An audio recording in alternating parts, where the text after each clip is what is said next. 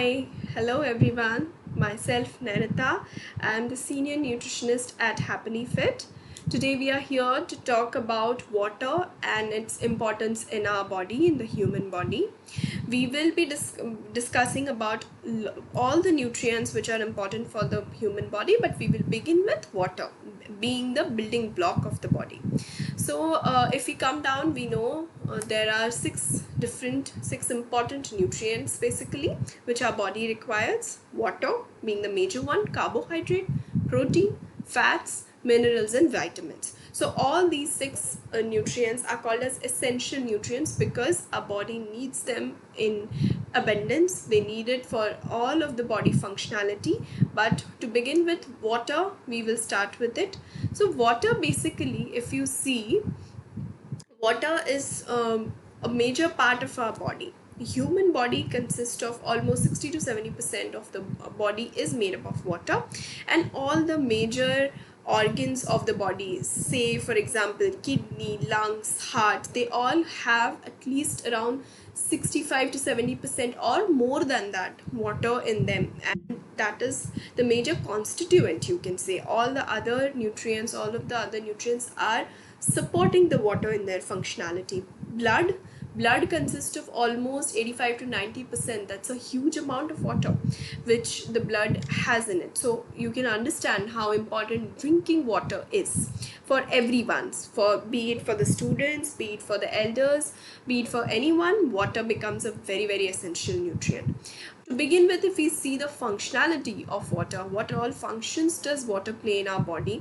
It is from the head to toe, every other function require water in some or the other way. Say it about your brain. So if you are dehydrated, if you did not have a lot of water, your attentiveness decreases. You are not able to concentrate on the usual routine things because your body is dehydrated. Your cells are dehydrated, they are not able to function. When we go down, when we talk about the digestion, saliva, which is a very important part of the digestion, that is also majorly made up of water. Similarly, the digestive juice in the stomach, it is made up of water majorly, HCl. But yes, hydrochloric acid is what is the acid in stomach, but the major component in it is water. Then if we talk about regulating our body temperature is regulated by water. If the body is heated up, the water neutralizes the temperature and we can maintain a healthy body temperature so that our body is not getting heating up.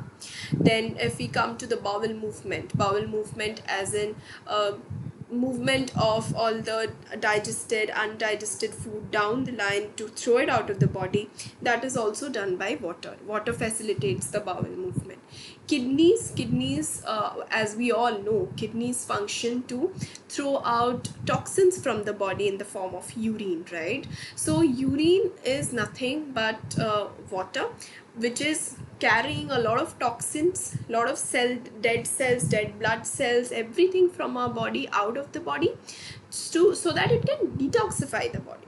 So again, water is playing a very important role here as well. Water basically in the form of blood, it actually runs throughout the body and it transfers nutrients to the cells and take up toxins from that cells to throw out of the body. So these are the varied function of water. So basically we can see that each and every organ, each and everything in our body needs water. So we know how important water is. So how do we know that someone is drinking less water? So for example, if we are talking about our students, so when students, that's very important because their physical activity level is usually on the higher side. They are doing a lot of activities, so that requires, as we saw earlier, so that requires water to compensate or to maintain the body temperature. So in that case, the body naturally needs a little more of water as compared to what the children might be having. So you need to check for these early signs if someone is having less water. The color of urine changes. So the urine color should ideally be opaque or whitish to slight yellowish color or a slight off-white color. It should not be dark yellow. Dark yellow urine can probably mean that the person is dehydrated. That's a very early sign and need to check for that. Reduced urine output. If the urine formation in itself is going down, that means the water in the body is not much. Feeling fatigued, like I told you earlier. So if someone is having low water, so definitely the cells do not perform well and we are feeling fatigue, tiredness. Headache comes. Headache is basically because of acidity. Someone is not having water, the student is not having water well, so acid reflux can go higher, and that hits the that starts creating a headache, a sensation of headache, because acid reflux is quite high in the body. Then there is dry mouth. There is a lot of you feel like drinking water, right? When someone feel like drinking water, when someone feels that dryness in the mouth, that is when your body is actually already dehydrated. You will not feel that thing if you're just thirsty. Being thirsty is different, and being feeling that dry mouthedness or feeling that dryness in in the mouth is basically a sign of dehydration. These are the early signs which needs to be taken care of, and if they are not taken care of at the proper time, so this can lead to the severe problems. Then it can be urinary tract infection, because the toxins are still retained in the kidney and that's not able to go out of the body, so the urinary tract infection happens. There are kidney stones again, because toxins are retained in the kidney. There will be constant tiredness, constipation like we talked about. Then there will be a lot of dryness in the skin, dryness in the hair fall. All of these issues starts coming. So these are the severe symptoms when we already know that the person has become dehydrated, if we are ignoring the signs. So it's very important to take care of the signs at the very early stage. So how water is basically important, how important water will be for drinking water for kids, for students, basically, because they are, as we mentioned, that they are involved in a lot of activities. So attentiveness is something which occurs, or which will go down if the person is dehydrated, if the student is dehydrated. Activity level will go down. The student will feel tired, lethargic, drained out all the time, because water also maintains the sodium potassium balance in the body. Sodium potassium balance as in the electrolyte balance. So the water, if that goes down, so the electrolyte balance will be disturbed, and there will be blackouts, there can be a lot of fatigue, energy loss, they can black out suddenly, not able to move, not able to have proper amount of attentiveness. These all things occur. Digestion is improved if someone is having a proper amount of water. It will definitely cleanse the body. So cleansing the body means the toxins in the body is thrown out of the body. So if it is thrown out, our body is more clear, clean, and in a clean body, our body can always have a lot of immunity. It can fight against a lot of diseases, a lot of bacteria. If that is coming in, the body can naturally fight against it, and the sickness, the illness, all of that will be less. But at the same time, if the body is already toxified, if the body is not able to lose the toxins from the body, then definitely the immunity goes less. So all of these important factors are related to the intake of water. So basically, if we see how much water is ideally required for someone, it will be at least 5 to 6 to 7 glasses around to kids still around 8 years of age. 9 to 13, 9 to 12 years will be having at least an average of 7 to 8 glasses, and above that can definitely have 8 to 10 glasses, which is an adult intake. For adults as well, we always like to have at least 8 glasses of water. 10 glasses if someone is doing a lot of physical activity. Summers, definitely summers, the body temperature goes high. You need to have the temperature around us, environmental temperature is high, the water intake needs to be increased. So it should definitely go about 10 glasses. But on an average, if we see for a kid in the group of 7 to 9 years, they should be having ideally around 8 glasses, and above that should go for 8 to 10 glasses or more if required, but nothing less than that. So how we can incorporate, or how do we incorporate more amount of intake of water, basically more intake, much more intake of water. So try to sip in water throughout the day in regular intervals. So it should not be like, you took a big tumbler of water and just drank all the water at one go, and then you start feeling bloated. Kids do that.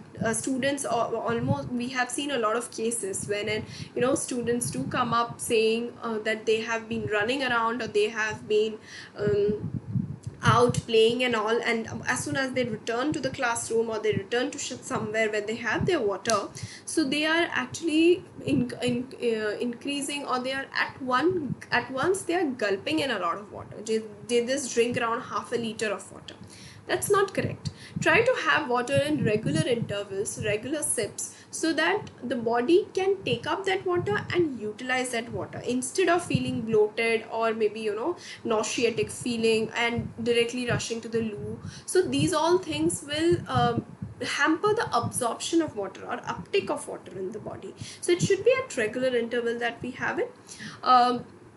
Try to have normal temperature water. Do not have chilled water. Chilled water, again, just mimic the thirst. It does not really quench the thirst. So it should be practiced and taught to the students that they always try to have normal temperature water. Even if it's cold, it can be from the earthen pot, it can be from the matka that we use usually, but it should not be from the cooler, because it will be a chilled water, which is again not advisable to be taken. Secondly, if it is not summers, they can always, who have a lower thirst sensation, they do not feel thirsty, try to have lukewarm water apart from the summertime, because lukewarm water is always better, and it can be always taken more, like if you're, as compared to a normal temperature water and a little lukewarm water, one glass can be easily taken. So that's how the mechanism work for water. Then it's very, very important that the water intake is tracked. If you're tracking the water intake and filling up bottles for yourself, like for example for the family, what practices mothers can do at home, or parents can do at home, is if there are 4 people at home, if there are 4 members at home, 4 bottles are filled up in the morning itself. So 4 bottles are designated to particular person, and those 4 bottles should be completed by half of the day, and again next half of the day, again one bottles are filled up for each person. So tracking becomes very important. If someone is tracking the water intake, they know how much they are having and how much is good for them. That's again important. Then what are the best times? So there, like I told you, like I explained earlier, so it's not good to gulp in all the water at one time. So it's better to have the water at regular intervals.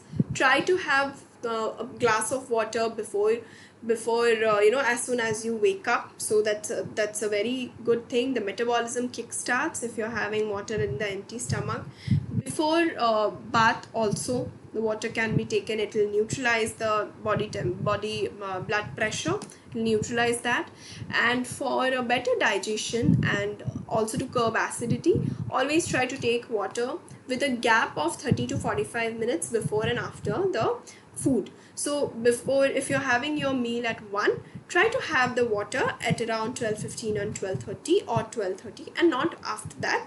And again, if once you finish the meal, maybe at 1:15, again to 1:45 or 2, you have again a glass of water. So the acidity or any kind of digestive issues are taken care of. Try to avoid water in along with your meals, or within 15 minutes to half an hour before and after the meals, because that will again hamper the digestion. The digestive juices gets diluted, which leads to gases, bloating, and it can also lead to acidity for certain people. These are the important thing. So when we talk about water, it's not just that the water or the drinking water itself is giving us water. There are a lot of other things which can also provide us with water. Try to incorporate them more and more, so that your body, bottle gourd, or maybe the loki, these all things, or the ridge gourd, these are all very rich in water. They are watery vegetables. Tomatoes and lemon, these are all rich in water, and they can naturally hydrate our body. Fruits, when we come to watermelon, which is a summer fruit, it is very rich in water. Almost 90% of the fruit is water. It can, otherwise it can be muskmelon. Grapes are good. Mango even contains a lot of water in it. Tender coconut water, it's a natural electrolyte. It's just it doesn't just contain water, but it also has potassium in it, sodium potassium balance. So if someone is feeling really dehydrated, if they just don't need the water, they will also need a electrolyte input, so that the sodium potassium balance in the body is neutralized and it is getting better. So in that case, one tender coconut water is very good, and it can take care of the water as well as the electrolyte. It's a natural electrolyte given by the nature, so we can definitely have them incorporated in the intake. Try not to have more than one coconut water in a day, and it should be like 2 to 3 days in a week you can have coconut water. And for kids as well, it can be, for students as well, it can be around one coconut water, maybe 2 to 3 days in a week they can have it. But if someone is really dehydrated and someone is playing out, some sports activities are going on which is outdoor, then at that case it can definitely be one tender coconut water in a day. That's fine. Then we wanted you to have assignments and to see how to actually educate the kids, to actually educate the students to know how they can analyze, they can self-analyze for what how they can take care of the water intake, and how they can see if their body is dehydrated. So what we can do is, we can tell the students to have a water tracker made for them, so they can have fun activities done around it. They can make few pictures, and they can have a set of it which they can do. And every a glass that they have, like if they are having, say for example, 7 glasses or 8 glasses in a day, throughout the day, the moment they have one glass of water, they have a tick mark, or they draw a glass there, or they draw a drop of water there. So something where we will be sharing certain materials with you, certain things with you, which you can tell your students to go about, and we want them to get involved into it, so they will know and they will learn how important water is for them. They will be able to inculcate that habit going forward in their life as well. And then you can ask, like we have jotted down, we have added a lot of fruits and vegetables which gives water, right? So those fruits and vegetables should be incorporated in the diet regularly, and few good easy to do recipes can be made around that. Then one important thing is about the urine chart. So what we want is, there should be a urine chart with the color of urine made and stuck on the washrooms, so kids can have a look, they can understand that what is signifying what for the urine. So if it's a light color urine, light white to pale color urine, it's okay, the student is hydrated enough. If the color is a little darker, then he needs to take care of it. And if it's a dark yellow urine, then definitely it's something alarming, and the kid must be discussing that with either the teacher or the parent at home, and they should be taking care of that at the earliest, so that the dehydration issue is solved at a very early stage, and we do not take it very casually, and we do not lead it to something not good for the student. So that's how we want water, and we want to understand how important and how essential water is in our body, what are the different functions the water plays, and how we should be taking care of the water intake. Hope you all understood and hope you all had a good learning from this. We want to have all of these activities included for the students as well. We want to incorporate or include the students in these things so that they know what they are doing, how their health is, and we wanted it to start with the water, which is the basic of everything else. So we would be sharing a little bit of material, or how the student can do a tracking and what all things they can start doing. We will be sharing examples, and we want the kids to be involved in it. So we want the trackers to be made by the students. Do try to share, or do try to paste the pictures of the urine chart in the washrooms as we discussed earlier. That will help the students as well. Thank you so much. Hope you all are doing wonderful day, and thank you. Take care. Bye bye.